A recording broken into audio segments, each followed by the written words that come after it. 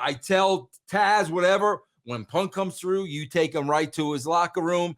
Arn, whoever, make sure that you got to take control of the situation. Bro, you don't take control over the situation, this is what's going to happen.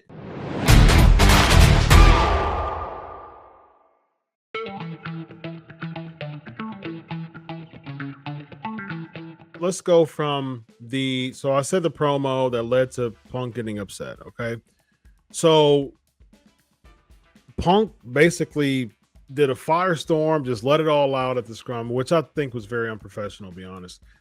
But say if you were an advisor or a consultant, Vince Russo backstage, advisor and or consultant, the scrum's over, CM Punk goes backstage. You're one of the first persons, one of the first people that he sees.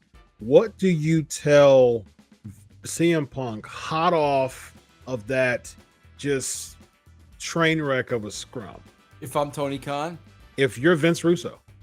Oh, if I'm Vince Russo. Okay, so are you talking about? So you're a consultant or an advisor? Are you talking about before or after? After the scrum. So he comes backstage. The first person or one of the first people we see is you. You're the advisor / consultant of AEW. One of the first people we see is Vince Russo. What does Vince Russo tell CM Punk about that? Well, bro, the first thing I'm going to do is this. The second I go in the back, if I have half a brain, I am going to sense that there is now big time heat. Yeah. Okay, so now what I'm going to do is I am going to find my security team. And I am going to tell the security team, you stay with Punk. And my directions to Punk are going to be, bro, you need to leave the building. They're hot. Nothing's going to happen here on my dime. Let cooler heads prevail tomorrow. You need to leave the building. I would have security stay with him till he packed his bags, gathered Larry, and left the building. I got to tell you this, though, bro. Speaking of that, man, the only one whose cooler heads prevail was, thank God Hangman Page just left. Yeah. He was like the only smart one, bro. He just left, which really tells me a lot about that guy who I don't know from Adam, but definitely, bro, I'm finding security. I'm putting security with Punk. I'm getting him out of the building. We'll deal with this tomorrow. That's what I'm doing. Fair enough. So Punk, you advise that for Punk, security comes. You see the Elite. You see Kenny Omega and the Bucks come toward Punk. You see that within eye shot. Do you stop them, or do you allow them to? Do you just kind of wash your hands? Bro, listen. Look who you have there. Look who you got there. I'll give you a wall of 3 that will end it right here. You've got Taz, you got Dean Malenko, you got Arn Anderson. That's it. That's it, bro. You security, you go with Punk here. JR, go with security and Punk. I get my 3 muscle agents. Guys, you go and you make sure nothing goes down. Bro, listen, this used to happen. You know, bro, we would have hot heads in the locker room where we knew, bro, a powder keg could go off. This is the way we handled it. You guys go that way, we'll go this way. Prevent anything from happening. That's how we handled it.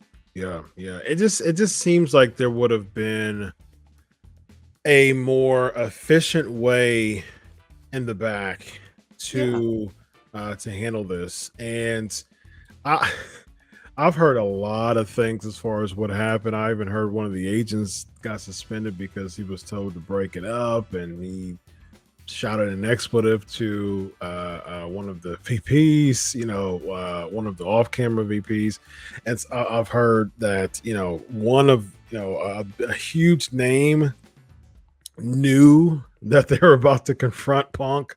So I heard where Punk was during the time.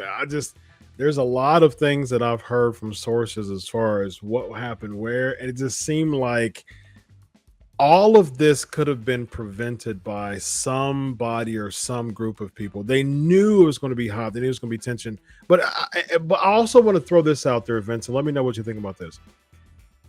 Although it could have been avoided, I would say, and I would defend this very strongly, it is zero wrestler's responsibility to stop this at all. You know what I mean? I think from a leadership perspective, sure, if a leader wants to do that, if a locker room leader, okay, cool. But at the same time, like, these are grown men acting like children. So this security's responsibility, it's Tony Khan's responsibility, and those are specifically Khan. At the end of the day, Tony Khan is the one responsible for all of this. So he needs, and he's right by Punk. And I heard all this was going on when he was already at the scrum.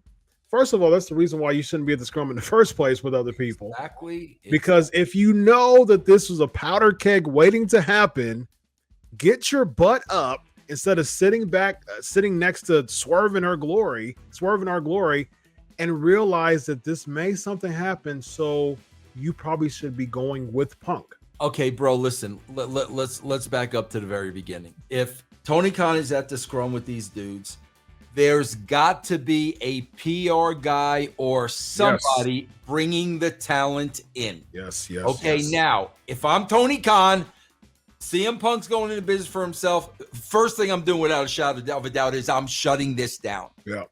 But if I'm not shutting this down, if I don't have the you-know-what to shut this down, I'm calling over the PR guy.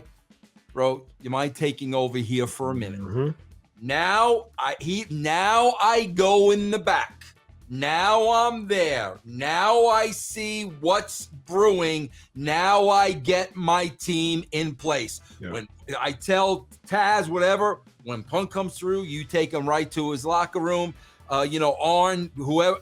Make sure that you got to take control of the situation. Bro, you don't take control over the situation, this is what's going to happen. Exactly. You got to take control of the situation. Bro, I've been involved in trying to break up, fights and stuff like that, only because, bro, I was the only one there to be able to take control of the situation. You've got to take control of the situation, bro. Yeah. Ultimately, this falls on Tony Khan. I mean, all of it does. No question about it, bro. No doubt about it, bro. Yep. Well, ladies and gentlemen, this guy right here is former WCW World Heavyweight Champion Vince Russo, who will never allow a powder keg to explode under his watch, ladies and gentlemen.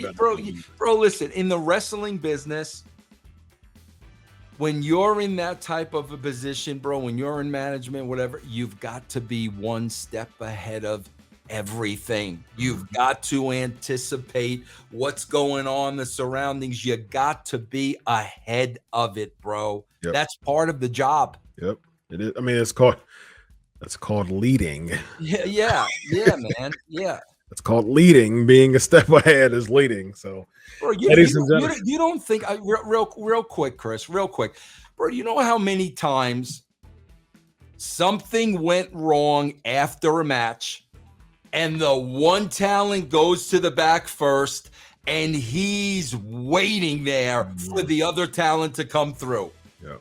Before the other talent comes through, bro, there's 3 people in management around the guy. Yep. It happened all the time. You anticipated this stuff, Chris, and you cut it off at the pass. Yep. Managers manage. That's their job. Yes. Leaders lead. That's their job. So, ladies and gentlemen, this guy here is a leader and a manager of russosbrand.com, channelattitude.com, patreon.com/Russo TV, right? Russo TV, channelattitude.com. But the Patreon, though. Oh, patreon.com/Russo TWC. Yes, there you go. Thank you, Chris. TWC. Continuing to flex those Ohio State guns, man, ladies and gentlemen. That's I was telling them off air, man. it's people flex all the time. It's not about the flexing. It's cool if you got it, flex it, man. Yeah. But what pops me about Vince Russo's flexes is the face. It's I used to call it the Stevie Ray face. Like Stevie.